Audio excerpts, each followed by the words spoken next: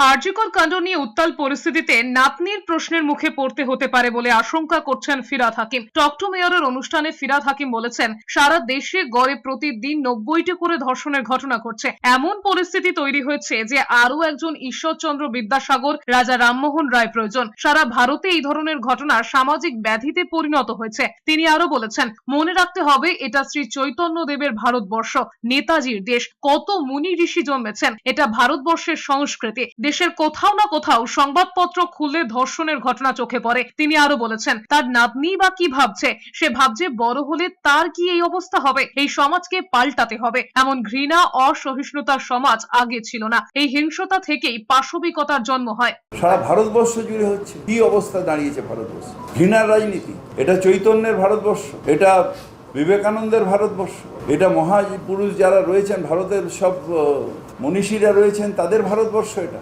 ঘৃণা করে করিয়ে করিয়ে কোন জায়গায় যে ভারতবর্ষকে নিয়ে গেছে। প্যান ইন্ডিয়া রেপ, আর আমরা রাজনীতি করছি। লজ্জায় হেট হওয়া যায়। আমার বাচ্চাটা যদি কালকে জিজ্ঞেস করে আমি বড় হলে আমার কি এরকম অবস্থা হবে, আমার নাতনিটা, আমি কি জবাব দেবো?